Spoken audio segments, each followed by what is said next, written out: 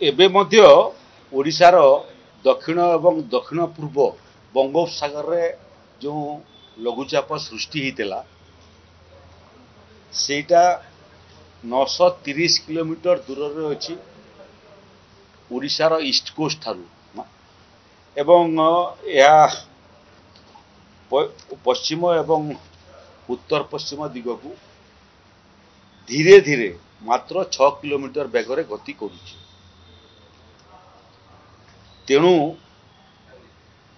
ଆମେ ଆଶା କରୁଛୁ ଏବଂ ଆଇଏମଡି ପୂର୍ବ ଅନୁମାନ ଲଗେଇଛି ଯେ ଧୀରେ ଧୀରେ ଏହା ଅବପାତର ରୂପ ଗ୍ରହଣ କରିବ ଏବଂ ତାର ଗତି ମଧ୍ୟ ବଢ଼ିବାଟା ଆରମ୍ଭ କରିବ।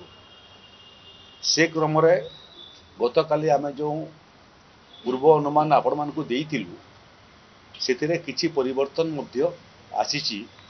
ଇଏ ଅବପାତର ଗତି ଏବଂ ଦିଗ ଉପରେ କାଲି 15ଟା ଜିଲ୍ଲାର ଜିଲ୍ଲାପାଳମାନଙ୍କ ସାଙ୍ଗରେ ଏ ବାବଦରେ ଆମର ଆଲୋଚନା ହୋଇଥିଲା ଏବଂ ସମୀକ୍ଷା ହୋଇଥିଲା। ଆଜି ମଧ୍ୟ 30ଟା ଜିଲ୍ଲାର ଜିଲ୍ଲାପାଳ ଏବଂ ଜିଲ୍ଲାର ଅନ୍ୟ ଅଧିକାରୀମାନଙ୍କ ସାଙ୍ଗରେ ବିପର୍ଯ୍ୟୟ ପରିଚାଳନା ବିଭାଗର ବାର୍ତ୍ତାଳାପ ହୋଇଛି।